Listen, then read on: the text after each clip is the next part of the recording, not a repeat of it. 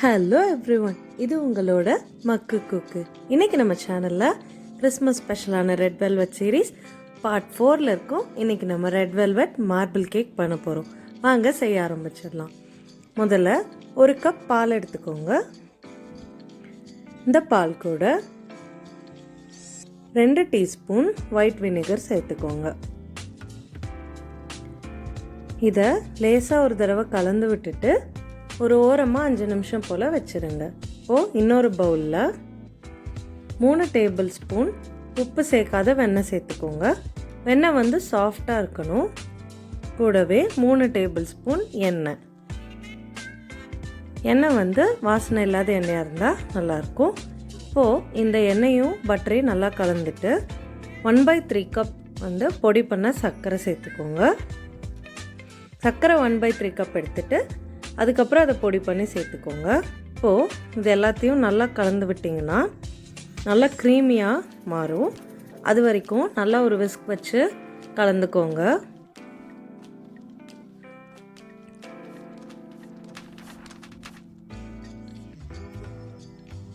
இது இப்போது நல்லா ஃப்ளஃபியாக க்ரீமியாக ஆனதுக்கப்புறமா இது கூட ஒரு 3/4 கப் கண்டென்ஸ் மில்க் சேர்த்துக்கோங்க. நான் முட்டை சேர்க்காமல் எக்லெஸ் ரெசிபியாக பண்ணுறதுனால நான் வந்து கண்டென்ஸ் மில்க் சேர்த்துக்கிறேன். சேர்த்துட்டு இதையும் வந்து நல்லா வந்து சேர்த்து கலந்துக்கோங்க. நல்லா எல்லாம் ஒன்று சேர்ந்து வர மாதிரி நல்லா ஒரு விஸ்க் வச்சு கலந்து விட்டுருங்க. இந்த மாதிரி கலந்ததுக்கு அப்புறமா இதில் நம்ம எடுத்து வச்சுருக்கோம்ல பால் வினிகர் கலந்த மிக்ஸ்சர், அதில் ஒரு பாதியை மட்டும் இதில் இப்போது சேர்த்துக்கலாம். சேர்த்துட்டு இதையும் நல்லா வந்து எல்லாத்தோடையும் நல்லா சேர்கிற மாதிரி கலந்துக்கோங்க. இப்போது இதில் ஃப்ளேவருக்காக 1 டீஸ்பூன் வெனிலா எக்ஸ்ட்ராக்ட்,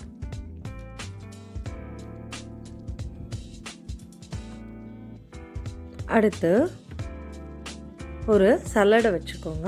அதில் வந்து ட்ரை இன்க்ரீடியன்ஸை சலிக்க போகிறோம். 1/2 கப் மைதா மாவு, இது கூட 1/2 டீஸ்பூன் பேக்கிங் பவுடர், இதுக்கு 1/2 டீஸ்பூன் பேக்கிங் சோடா, கூடவே ஒரு பிஞ்ச் உப்பு சேர்த்துக்கோங்க. சேர்த்துட்டு இது எல்லாத்தையும் நல்லா சலிச்சு விட்டுருங்க. இப்போது இது எல்லாத்தையும் அந்த மிக்ஸ்சர் கூட நல்லா சேர்த்து கலந்துக்கோங்க. இப்போ வந்து பார்க்குறதுக்கு மாவு நல்லா கெட்டியாக தான் இருக்கும். நல்லா கலந்ததுக்கப்புறமா மீதி இருக்க இந்த பால் வினிகர் மிக்ஸ்சரையும் உள்ளே சேர்த்து நல்லா கலந்துக்கோங்க. ஏன் பாதி பாதியாக கலக்கிறோன்னா மொத்தமாக சேர்த்துட்டு அதுக்கப்புறம் மாவு பொருளை சேர்த்தோன்னா கட்டி கட்டியாக ஆகிடும். அப்போ ஈஸியாக இருக்காது கலக்கிறதுக்கு. அதனால தான் இப்படி பாதி பாதியாக சேர்த்து இந்த மாதிரி கேக் பேட்டரை ரெடி பண்ணிக்கிட்டோம். இப்போ இந்த கேக் பேட்டரை நான் வந்து 3 பாகமாக பிரிச்சுக்க போகிறேன். ரெட் கலர் வந்து நிறையா இருக்கிற மாதிரியும், ப்ரௌன் அண்ட் ஒயிட் வந்து கொஞ்சம் கொஞ்சமாக இருக்கிற மாதிரியும் மார்பிள் டெக்ஸ்சர் கொடுக்குறதுக்காக 3ஆக வந்து இந்த பேட்டரை ஃபஸ்ட்டு பிரிச்சுக்கோங்க.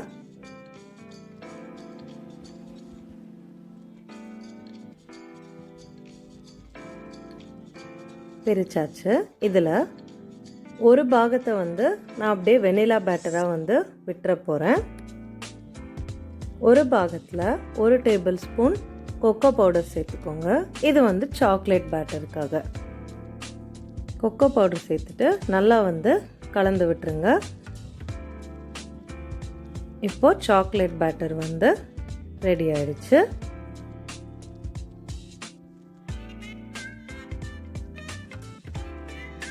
அடுத்தது இன்னொரு பேட்சில் 1 டேபிள் ஸ்பூன் கொக்கோ பவுடர், இதை முதல்ல கலந்து விட்டுக்கலாம்.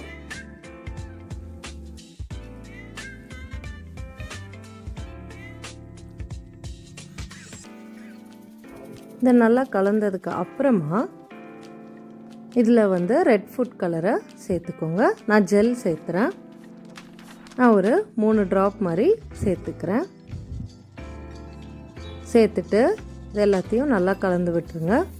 நம்மளோட ரெட் வெல்வெட் பேஸும் ரெடி.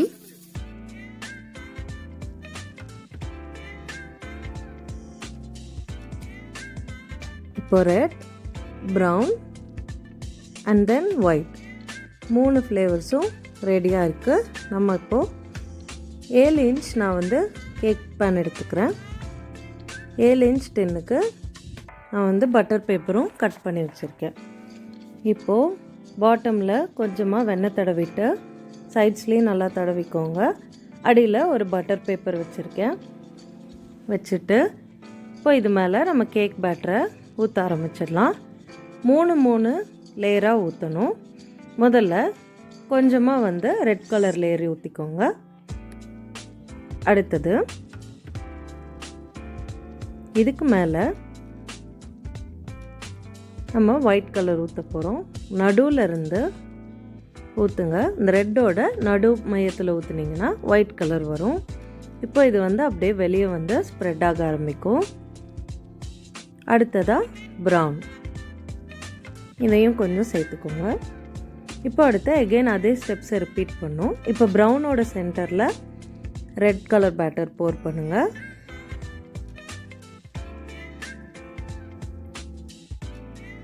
அதுக்கு அடுத்தது ஒயிட்,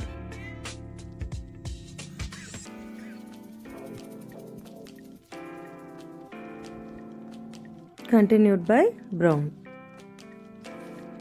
இந்த மாதிரி லேயராக ஊற்றிட்டு வரும்போது நம்மளுக்கு இந்த மாதிரி ஊற்றி முடித்ததுக்கப்புறமா ரிங்காக இருக்கும். இப்போது ஒரு ஸ்டிக் வச்சுக்கோங்க, இல்லை ஒரு டூத் பிக். இதை வச்சு உள்ளே வந்து ஸ்வர்ல்ஸ் மாதிரி பண்ணணும். இந்த மாதிரி பண்ணும்போது நம்மளோட மார்பிள் வந்து நல்லா உள்ளே வந்து ஸ்வர்லாக இருக்கும். அதுக்காக இந்த மாதிரி பண்ணுறோம். சும்மா ரேண்டமாக பண்ணலாம். நான் வந்து இந்த மாதிரி சும்மா 2 ரிங் மாதிரி நான் வந்து ஸ்வர்ல்ஸ் வந்து கொடுக்க போகிறேன். இப்போது இன்னர் ரிங் முடிச்சுட்டேன். அடுத்து வந்து அவுட்டர் ரிங்கும் பண்ணிடலாம். ரொம்ப வந்து பேட்டர்ஸை கலந்துடக்கூடாது. ரொம்ப கலந்துட்டிங்கன்னா உங்களுக்கு வந்து அந்த ஸ்வர்ல்ஸ் வந்து நல்லா தெரியாது, மார்பிள் டெக்ஸ்சர் கிடைக்காது. அதனால் மெதுவாக வந்து கலந்துக்கோங்க.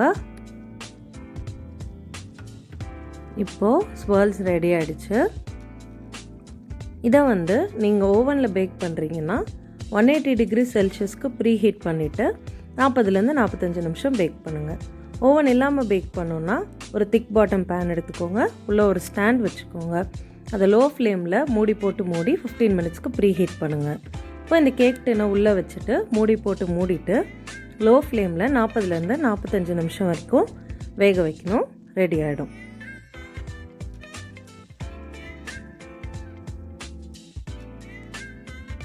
இப்போ நம்மளோட கேக் வந்து நல்லா வெந்தாச்சு.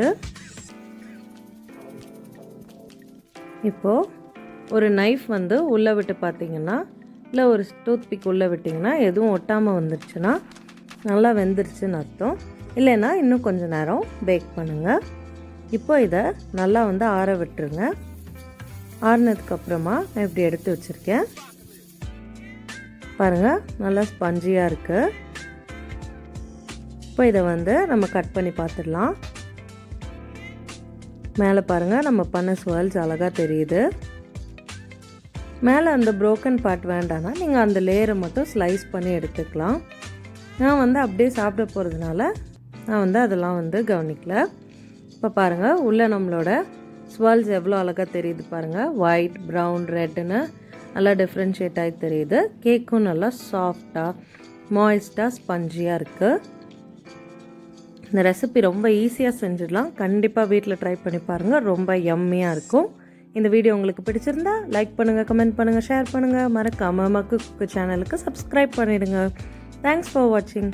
நான் எவ்ரி சண்டே புது வீடியோ போடுவேன், மறக்காமல் பார்த்துருங்க. இப்போ போயிட்டுருக்க red velvet series Christmas special, அதையும் மறக்காமல் பார்த்துருங்க. என்னோட மித்த ரெட் வெல்வெட் வீடியோஸ் அண்ட் மித்த அதர் வீடியோஸ் பார்க்குறதுக்கு லிங்க்ஸ் கொடுத்துருக்கேன். அதை யூஸ் பண்ணி பார்த்துக்கோங்க. தேங்க்யூ.